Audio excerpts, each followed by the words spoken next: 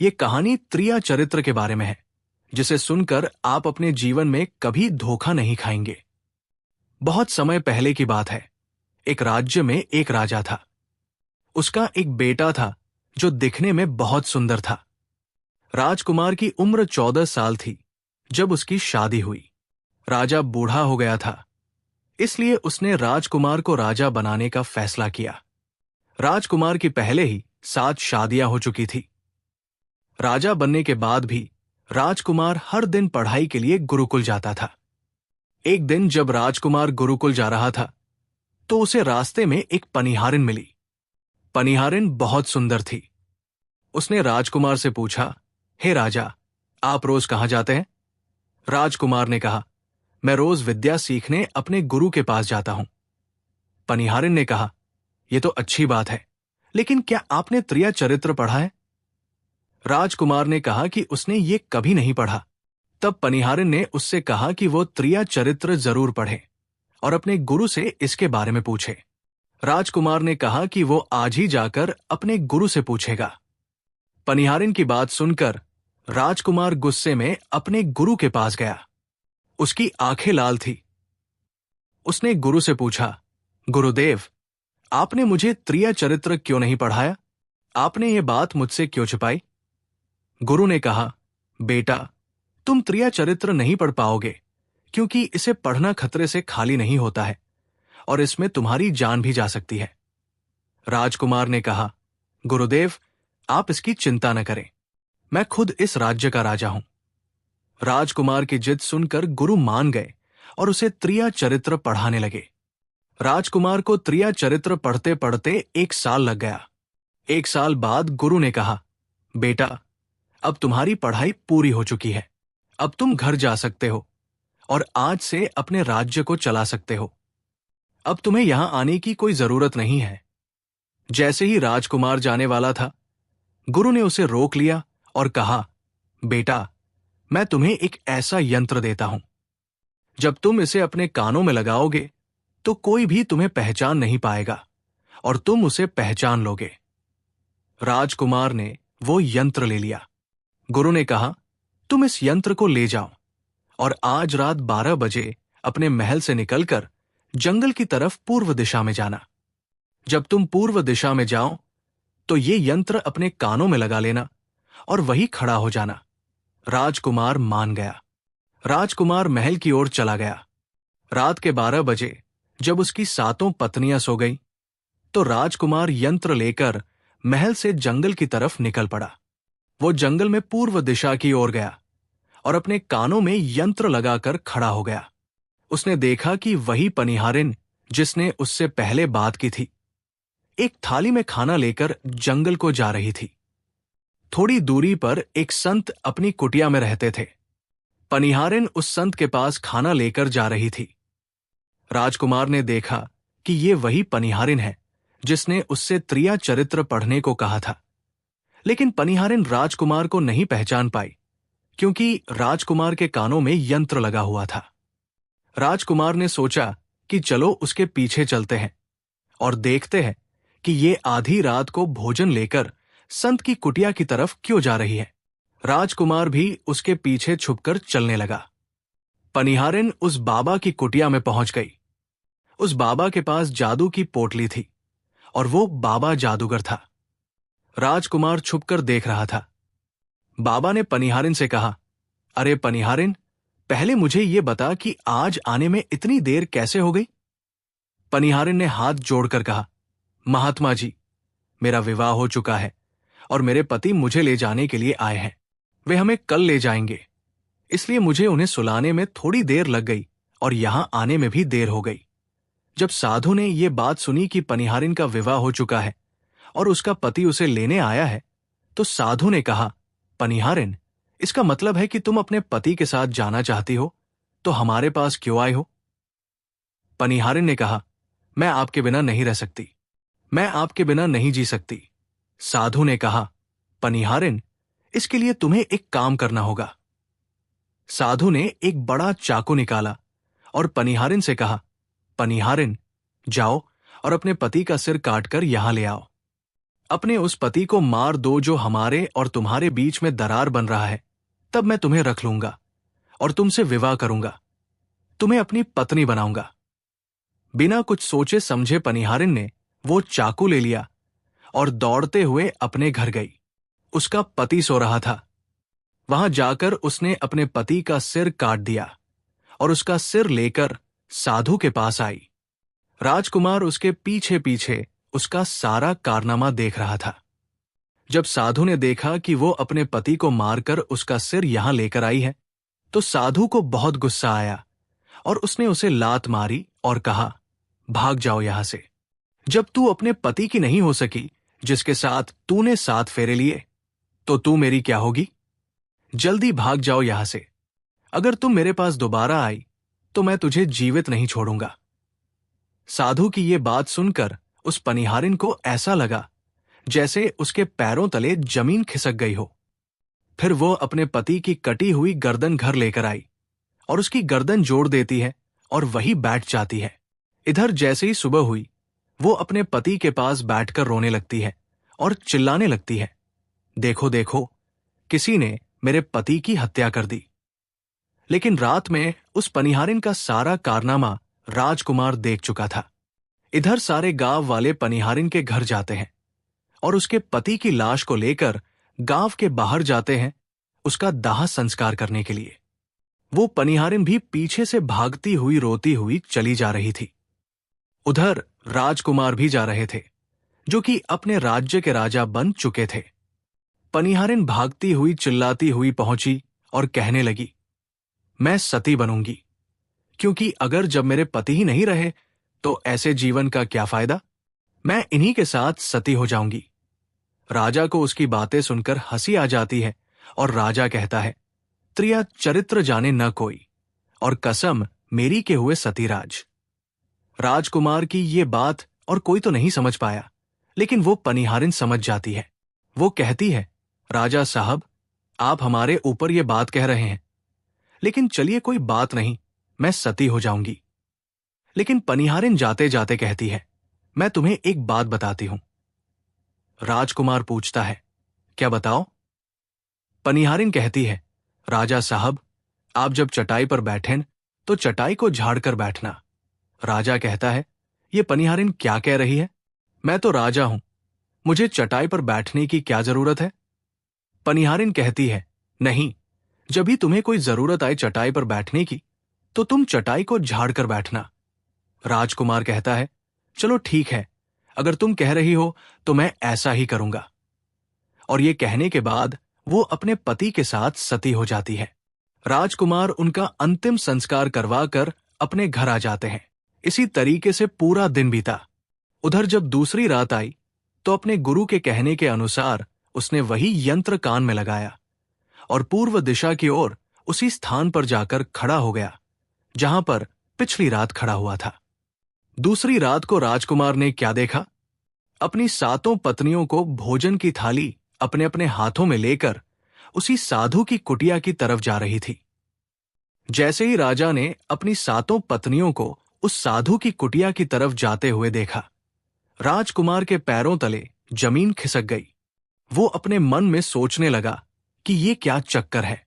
तभी उनमें से एक रानी राजकुमार को देख लेती है, लेकिन रानियों ने अपने पति राजकुमार को नहीं पहचान पाया, क्योंकि राजकुमार अपने कानों में यंत्र लगाए हुए था।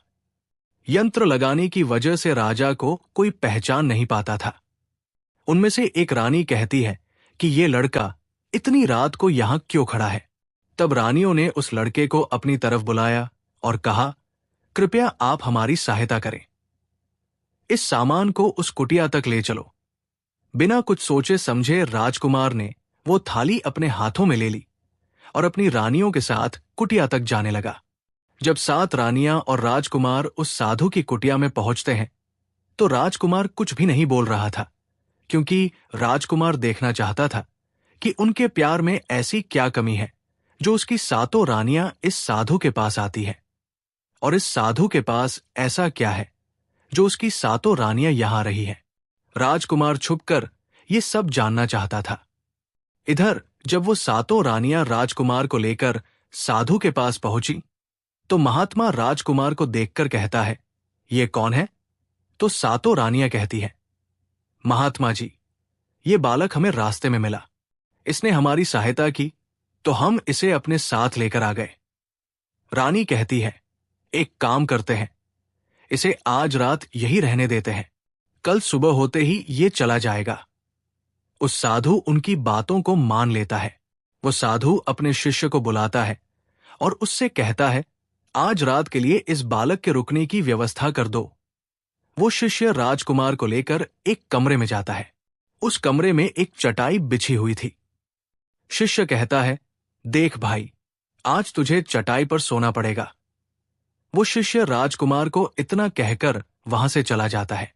राजकुमार उस कमरे में अकेला पड़ जाता है।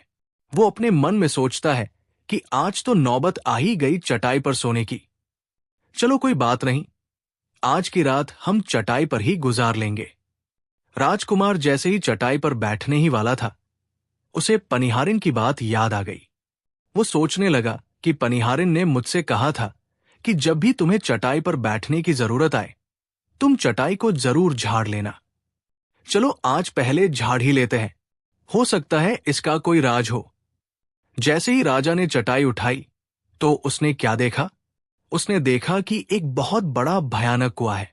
जब उस कुएं को देखा तो राजा के होश उड़ गए। राजा उस कुएं के अंदर झांककर देखता है। राजा को अंदर बहुत सारे कैदी दिखाई देते हैं, जिन्हें उस साधु ने अंदर कैद करके रखा था। उन कैदियों में से एक आदमी ने राजकुमार को पहचान लिया। उसने राजकुमार से कहा, राजकुमार, आप यहां कैसे आ गए? राजकुमार कहता है, धीरे बोलो, नहीं तो सब पोल पट्टी खुल जाएगी। तब सभी कैदियों ने कहा, राजा साहब, आप यहां से भाग जाएं।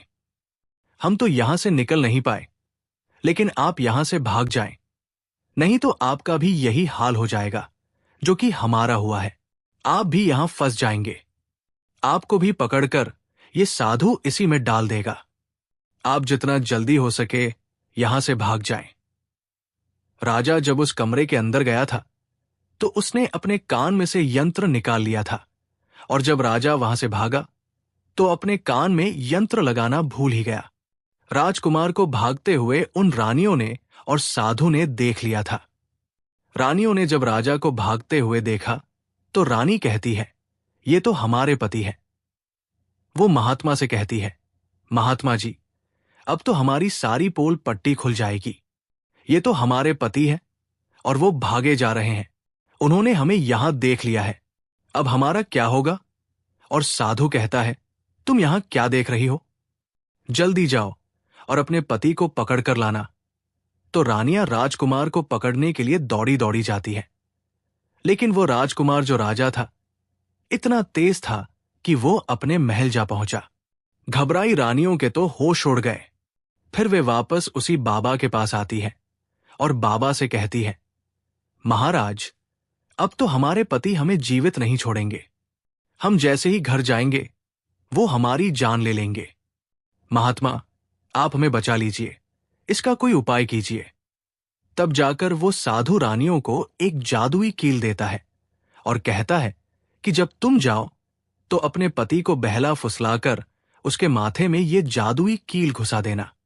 ये तुम्हारे पति को ढेर बना देगा और साथ मिलकर उसे मार देना। बस कहानी खत्म हो जाएगा।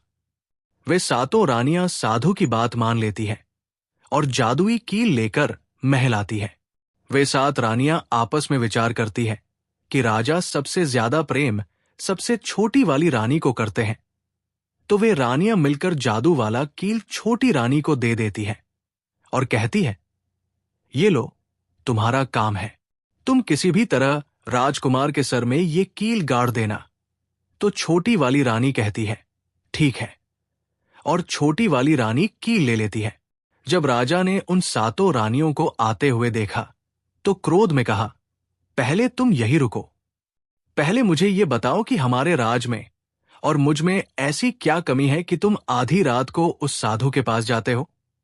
इसका क्या कारण है? सातों रानियां हाथ जोड़कर कहती हैं, महाराज, हमें माफ कर दीजिए। हमें लगता है कि उस साधु बाबा ने हम पर कोई जादू टोना कर दिया था। इसीलिए हमसे ऐसी गलती हो गई। आगे से ऐसी गलती हमसे कभी नहीं होगी। छोटी रानी की ऐसी बातें सुनकर राजा उनकी बातों को मान लेता है, क्योंकि वो राजा छोटी रानी से बहुत प्रेम करता था।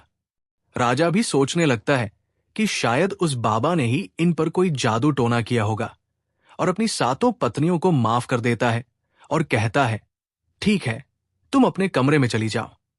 सबसे छोटी रानी, जिसे राजकुमार बहुत प्रेम करता था, वो राजकुमार को खाना खिलाती है और राजकुमार को सुला देती है। जब वो राजा सो गया तो वे रानियां भी वही आ जाती है। सबसे छोटी रानी जो थी, वो जादुई कील निकालती है और राजा के माथे में घुसा देती है। राजा पूरी तेजी से उठा, लेकिन इतने समय में वो ढेर बन चुका था। अब उस राजा में इतनी शक्ति नहीं थी कि उन सातों रानियों से मुकाबला कर सके। वे सातों रानियां उस राजा को पकड़ने लगी। राजा फिर भी हिम्मत नहीं हारी और अपने महल की खिड़की से कूदकर राजा भागते भागते अपने गुरु के पास पहुंच गया और कहने लगा, गुरुजी, मुझे माफ कीजिए, मेरी जान बचाइए, नहीं तो मैं मर जाऊंगा। गुरु कहते हैं, बेटा, मैंने तुमसे कहा था कि तुम त्रिया चरित्र मत सीखो, इसमें जान भी जा सकती है। देखा इसका नतीजा। राजकुमार कहता है, गुरुदेव, मुझे माफ कर दो और जल्दी मेरी जान बचाओ, नहीं तो मैं मारा जाऊंगा। मेरी पत्नी ने मेरे सर में जादुई कील ठोकी है, जिसकी वजह से मैं ढेर बन चुका हूं। गुरु ने जब ध्यान से देखा तो कहा कि ये वही कील है जो साधु ने दिया है। मैं तुम्हें अब नहीं बचा सकता। राजकुमार कहता है, नहीं गुरुदेव, ऐसा मत कहिए, मैं आपका शिष्य हूं, आपका कर्तव्य है मेरी जान बचाना। तो गुरु कहते हैं, बेटा, मैं तुम्हें बचा तो नहीं सकता, लेकिन एक उपाय है। राजकुमार पूछता है, क्या उपाय है? तब अपने शिष्य की ऐसी बात सुनकर गुरु कहते हैं कि हम तुम्हें तोता बना देंगे, और जब हम तुम्हें तोता बना देंगे तो तुम सुखवती जाकर रहना, क्योंकि सुखवती पर जादू नहीं चलता है, और तुम्हें जब बहुत प्रेम करने वाली स्त्री मिलेगी तो तुम फिर से राजकुमार बन जाओगे। राजकुमार कहता है, ठीक है गुरुदेव, आप हमें तोता बना दीजिए। तो वो गुरुदेव उसे तोता बना देते हैं, और वो तोता बनने के बाद वहां से उड़ा और सुखवती जहां तोता रहते थे वहीं जाकर रहने लगा। सातों रानियां उस राजकुमार को खोज रही थी। जब राजकुमार नहीं मिला तो फिर से उस बाबा के पास जाती है और कहती है, बाबा जी, वो रात को राजा भाग चुका है, आप अपनी पोटली निकालिए और देखें कि वो कहाँ है। तो वो महात्मा अपना पोटली खोलता है और देखने लगता है कि वह राजकुमार अभी तक तोता बनकर राजा के घर में रह रहा है। वो साधु ये बात रानियों को बताता है तो रानियां कहती है, स्वामी, अब क्या करें? वो साधु कहता है कि अब तुम अपने राजमहल में जाओ और जाकर घोषणा कर दो कि जो भी तोता पकड़ करके लाएगा, हम उसे 5 सोने के सिक्के देंगे। उस राज्य के जितने भी बहेलिया थे, वो तोता पकड़ने के लिए चारों तरफ घूमने लगते हैं, और जो भी तोता पकड़ते वो रानी के पास जाते और 5 सोने के सिक्के ले लेते थे और वहां से चले जाते, और वे 7 रानियां उस तोते को मार देती थी। ऐसे ही धीरे धीरे बहुत समय निकल गया, और वो राजकुमार जो तोता बनकर जहां गया था, वहां सारे तोतों को बहुत अच्छी अच्छी बातें करता था, उन्हें बहुत ज्ञान की बातें बताता था। तो सारे तोतों को लगा कि ये तोता तो बहुत समझदार है, ये तोता तो बहुत अच्छी अच्छी बातें करता है, इसे हम अपना राजा बना लेते हैं। और सभी तोता मिलकर उसे राजा बना लेते हैं। राजकुमार सभी तोतों का राजा बन जाता है और वही छुपकर रहने लगता है। एक बहेलिया तोता पकड़ते पकड़ते सुखवती के उस पेड़ के पास पहुंच जाता है, जहां पर वो राजकुमार तोता बनकर छुप कर रहता था। जब उस बहेलिया ने इतने सारे तोते को देखा तो अपने मन में सोचा कि अगर हम इतने सारे तोते पकड़कर रानी के पास ले जाएंगे तो हमें बहुत सारी सोने के सिक्के मिल जाएंगे। लेकिन वो बहेलिया सोचता है कि मैं इतने सारे तोते पकड़कर कैसे ले जाऊं। फिर अगली सुबह सारे तोते दाना चुगने के लिए उड़ जाते हैं। तभी वो बहेलिया उस पेड़ के पास जाकर उसकी डालों पर चाकू से कट लगा देता है, जिस कारण से उस पेड़ की गोंद निकलती है और उसी गोंद के कारण तोते उस पेड़ पर चिपक जाने वाले थे। बहेलिया वही छिपकर बैठकर ये नजारा देखने के लिए इंतजार करता है, और जब शाम हुई सारे तोते उड़कर वापस उसी पेड़ पर जा बैठे। तभी उन सभी के पंख और पैर उस गोंद में फंस गए और वे सभी पेड़ की शाखाओं पर चिपक गए, क्योंकि पेड़ पर हर जगह गोंद ही गोंद थी। अब सारे तोते उस गोंद में पूरी तरह से चिपक गए थे। उनके साथ राजकुमार तोता भी शामिल था। तभी वे सभी अपने गुरु राजकुमार तोते से अपनी अपनी जान बचाने के लिए सलाह मांगने लगे। और एक तोता कहता है, हे राजन, आप कुछ भी करो, लेकिन हमें आजाद करो, नहीं तो सुबह बहेलिया आएगा और हमें पकड़ कर ले जाएगा तथा मार डालेगा। तभी राजकुमार उन सभी को शांत करके कहता है, मेरी बात को ध्यान से सुनो। जब सुबह बहेलिया आएगा तब तुम सभी मरने का नाटक करो, जिस कारण से वो बहेलिया तुम्हें निकालकर जमीन पर रख देगा। उसे ऐसा लगना चाहिए कि सारे तोते मर चुके हैं। समय रहते तुम सभी उड़कर अन्य सुरक्षित जगह पर जाना, बाकी मैं सब कुछ संभालूंगा। फिर वे सभी अपनी योजना के अनुसार पेड़ पर लटक गए, मानो जैसे सभी मर चुके थे। फिर दूसरी सुबह जब बहेलिया वहां आता है तो वो देखता है कि सारे तोते मर चुके हैं, और उसे इस बात का दुख हो रहा था कि सारे तोते मर चुके हैं। इसलिए वो उन सभी को पेड़ से निकालकर जमीन पर रख देता है। तभी सही मौका देखकर सारे तोते झट से उड़ गए।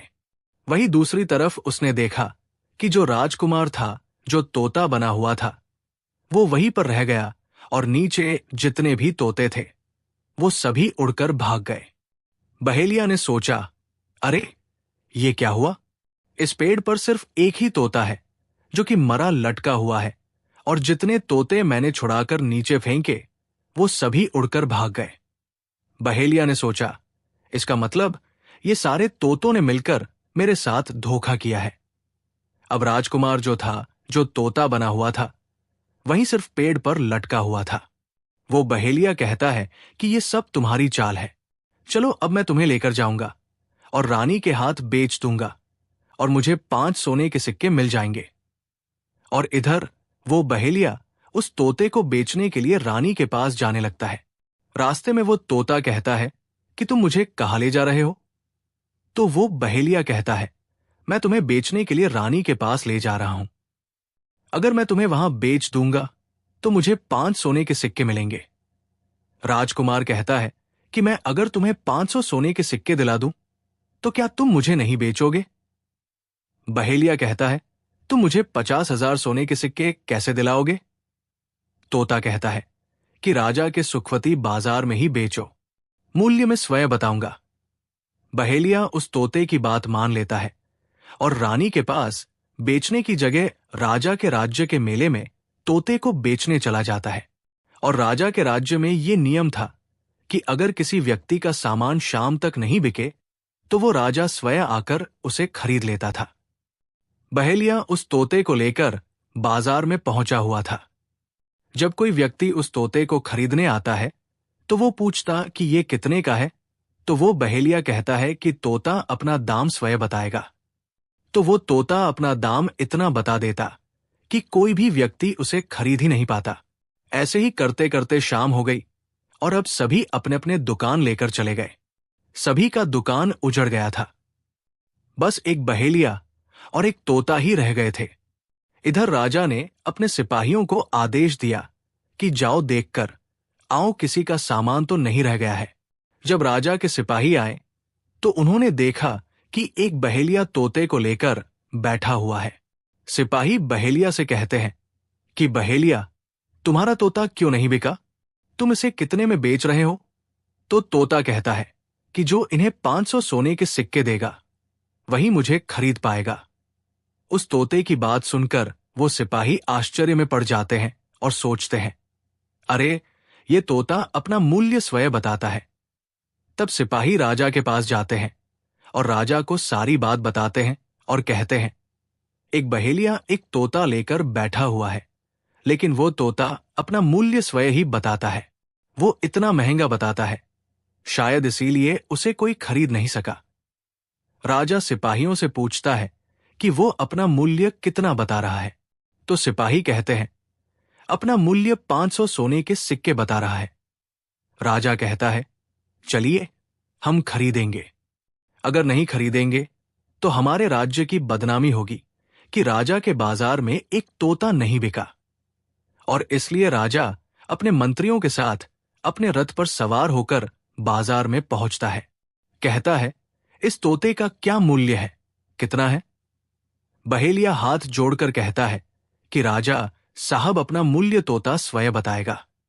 वो राजा फिर तोते से पूछा तो तोता कहता है कि राजा साहब, जो इन्हें 50,000 सोने के सिक्के देगा वही मुझे खरीद पाएगा। अपने सिपाहियों से 500 सोने के सिक्के मंगवाता है और बहेलिया को पकड़ा देता है और तोते को लेकर अपने महल चला जाता है। वो तोता बहुत ही बुद्धिमान था क्योंकि वह राजा था। वो तोता राजा को बहुत अच्छी अच्छी बातें बताने लगा। जब राजा पर कोई खतरा आने वाला होता तभी वो तोता बता देता कि राजा साहब, आप पर यह खतरा आने वाला है। और इसी तरह सब उस तोते से बहुत अधिक प्रेम करने लगते हैं।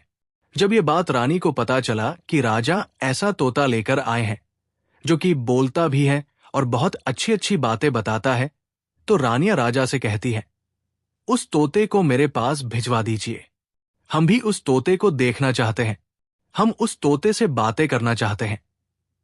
राजा अपने मंत्रियों से कहकर वो तोता रानियों के पास भिजवा देता है।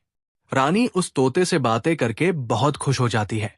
रानी भी तोते से बहुत प्रेम करने लगती है और कहती है कि वाह रे तोता, इसीलिए तुझे राजा साहिब ने 50,000 सोने के सिक्के देकर खरीदा है।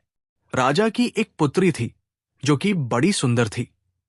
रानी अपनी पुत्री से कहती है कि आज से तुम ही इस तोते का ध्यान रखो और कल तुम इसे अच्छे से धोकर नहला देना। वो राजकुमारी भी उस तोते से बहुत प्रेम करती है। जैसे ही सुबह हुई, राजकुमारी उस तोते को लेकर नहलाने जाती है। राजकुमारी तोते को नहला रही थी तो उसने देखा कि तोते के सिर पर कील जैसा कुछ लगा हुआ है। राजकुमारी उसको निकाल देती है।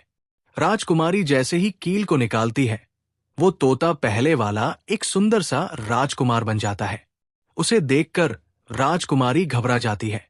राजकुमार कहता है कि तुम घबराओ नहीं, ये कील वापस से मेरे सर में लगा दो तो मैं फिर से तोता बन जाऊंगा और इसके बारे में मैं तुम्हें रात में बताऊंगा।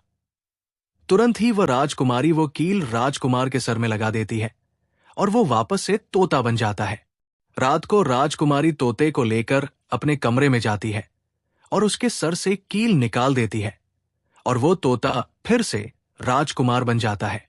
राजकुमार अपनी सारी कहानी उस राजकुमारी को बताता है और कहता है, माफ करना, ये कहानी तुम किसी को नहीं बताना, नहीं तो मेरी जान चली जाएगी। राजकुमारी इसके बारे में अपनी माता और पिता को भी नहीं बताती है। दिन भर वो तोता रहता है और रात को राजकुमारी उस तोते को अपने कमरे में ले जाती और उसके माथे से कील निकाल देती और वह राजकुमार बन जाता है। और रात में वो दोनों साथ में ही रहते हैं और ऐसे ही धीरे धीरे समय निकलता गया। राजकुमारी को राजकुमार से प्रेम हो जाता है।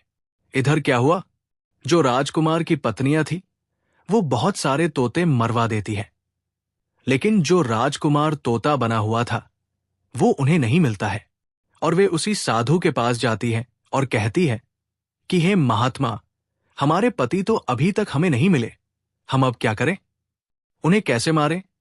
वो साधु फिर से अपनी पोटली खोलता है और देखता है कि वह राजकुमार अभी तक तोता बन के राजा के घर में रह रहा है। वो साधु रानियों से कहता है कि तुम एक काम करो कि तुम नृत्य कला सीख लो। हम सभी मिलकर उस राजा के घर नृत्य कला करने जाएंगे और जब राजा हम पर खुश हो जाएगा और हमें कुछ मांगने को कहेगा तो हम उस तोते को ही मांग लेंगे और फिर आसानी से उसे मार देंगे। धीरे धीरे समय बीता। साधु तबला बजाना और रानी पूरी तरह से नृत्य कला सीख चुकी थी। अब साधु को लगा कि हम सफलता प्राप्त कर सकते हैं और उस तोते को उस राजा से मांग सकते हैं। साधु का भेष बदल करके उन सातों रानियों को नृत्य कला वाली स्त्री बनकर के राजा के दरबार में पहुंच गई। राजा उस साधु से पूछता है कि आप लोग कौन हैं, यहां क्यों आए हैं। तब साधु कहता है कि हम सब नृत्य कला वाले हैं, आपके महल में हम नृत्य कला दिखाना चाहते हैं। राजा को भी गाने और बजाने का बहुत शौक था, वो मान जाते हैं। उधर वो साधु अपना गाना बजाना चालू करता है। जब उनकी गाने बजाने की आवाज तोते के कानों में पहुंची तो तोता समझ गया कि वो साधु उसकी 7 रानियों को लेकर भेष बदलकर यहां पर आ गया है, अब उसकी जान नहीं बचेगी। लेकिन जब राजकुमारी उस तोते को लेकर अपने कमरे में जाती है, उस तोते के सर से कील निकालती है और वह तोता राजकुमार बन जाता है। और वह राजकुमार सारी बातें उस राजकुमारी को बताता है। कहता है कि देखो, जो ये गाने बजाने वाले आए हैं, ये वही साधु है। ये गाने बजाने से राजा को खुश कर देगा और बदले में मुझे मांग लेगा और ले जाकर मुझे मार देगा। राजकुमार कहता है कि सुनो राजकुमारी, जब राजा आदेश दे कि तोते को लेकर आओ तो तुम मुझे मत देना। जब राजा खुद ही मुझे लेने आए तब भी तुम मुझे मत देना। कहना कि तोता को नहीं दूंगी। और जब राजा न माने, राजा तुमसे जिद करें और मुझे मांगे, तब तुम गुस्से में आकर के पिंजरे को फेंक देना। उसके बाद मैं अपने बचने का रास्ता हम स्वयं ही ढूंढ लेंगे। राजकुमारी कहती है कि ठीक है। और वहां गाना बजाना हुआ तो राजा खुश होकर उन्हें कहते हैं कि मांगो, क्या मांगना चाहते हो। वो साधु कहता है कि जो आपके पास तोता है, जो आप कुछ दिनों पहले ही खरीदे हैं, वो तोता आप मुझे दे दो। राजा कहता है ठीक है। राजा अपने मंत्री को आदेश देता है कि जाओ उस तोते को लेकर आओ। मंत्री राजकुमारी के पास पहुंचता है और कहता है कि ये तोता मुझे दीजिए। राजकुमारी कहती है नहीं दूंगी। मंत्री कहता है कि देखिए, आप जिद मत कीजिए। राजकुमारी कहती है कि तुम जाओ और मेरे पिताजी को यहां भेजो, वही आकर इसे ले जाएंगे। मंत्री राजा को जाकर सारी बात बताता है। राजा स्वयं आता है उस तोते को लेने के लिए। वो राजा जाकर कहता है कि बेटी, ये तोता मुझे दे दो। ये नृत्य कला वाले को देना है जो यहां गाना बजाना किए हैं, ये उन्हें देना है। तो राजकुमारी कहती है कि पिताजी, ये तोता मैं नहीं दूंगी। क्रोध में आकर राजा कहने लगा कि तू कैसी बातें कर रही हो, इसे देने का मैंने वादा किया है। जब राजकुमारी ने राजा को क्रोध में देखा तो राजकुमारी को भी गुस्सा आ गया और राजकुमारी गुस्से में पिंजरे को जमीन पर फेंक देती है। वो पिंजरा जैसे ही जमीन पर गिरा, वो टूट गया और तोता जो था वो चावल का दाना बन गया। और जैसे ही साधु को ये बात पता चली, साधु भी तुरंत कबूतर बन जाता है और उस दाने को कबूतर खाने लगता है। उसमें से जो एक दाना था, बस वही राजकुमार था। जैसे ही वो दाना कबूतर खाने वाला होता है, राजकुमार बाज बन जाता है और एकदम से कबूतर पर झपटता है और उसे मार देता है। इस तरह से उस साधु की मृत्यु हो जाती है। राजा ये सब देखकर आश्चर्यचकित हो जाता है। उस कबूतर को मारकर फिर से तोता बन जाता है और जो राजकुमारी थी, उस तोते से कील निकाल देती है और वो फिर से पहले जैसा राजकुमार बन जाता है। राजकुमारी अपने पिता को सारी बात बता देती है। राजकुमार कहता है कि देखिए राजा साहब, मैं भी एक राजा हूं और मैं आपकी बेटी से प्रेम करता हूं और मैं उनसे शादी करना चाहता हूं। वह राजा अपनी पुत्री से पूछता है कि बेटी, क्या तुम इससे शादी करना चाहती हो। तो राजकुमारी कहती है कि पिताजी, मैं इससे प्रेम करती हूं। और फिर राजकुमार उस राजा की पुत्री से विवाह करके अपने महल जाता है और जो उनकी 7 पत्नियां थी, उनको पकड़कर बंदी गृह में बंद करवा देता है और राजकुमार खुशी खुशी उस राजकुमारी के साथ रहने लगता है। दोस्तों, जब कोई स्त्री कभी किसी परिस्थिति में चतुराई या चालाकी दिखाती है या दूसरों को बेवकूफ मानते हुए कोई अभिनय, ढोंग, पाखंड करती है, तो इसे ही त्रिया चरित्र कहते हैं, जिसे पढ़ने के बाद राजा को अपनी जान बचाने के लिए क्या क्या नहीं करना पड़ा, क्योंकि राजा को स्त्री के त्रिया चरित्र की पूरी जानकारी हो चुकी थी कि कैसे जब एक स्त्री को अपना स्वार्थ दिखने लगता है तो वो अपने लोगों को भी बेवकूफ बनाकर अपना स्वार्थ को पूरा करती है और उसके साथ रहने वाले लोगों को इसके बारे में भनक तक नहीं लगता कि ये स्त्री त्रिया चरित्र का खेल कर रही है। जो आपके दिल के करीब है उसके बारे में आप पूरी जानकारी रखिए कि उसके अंदर खुद को लेकर कोई स्वार्थ तो नहीं छुपा है, और अगर ऐसा है तो आप उनसे थोड़ा दूर ही रहें, क्योंकि ऐसे में आपको जिंदगी के हर कदम पर धोखा ही मिलेगा। क्योंकि एक स्वार्थी स्त्री अपनी स्वार्थ के लिए जिंदगी में कुछ भी कर सकती है। उम्मीद है आपको ये कहानी अच्छी लगी होगी।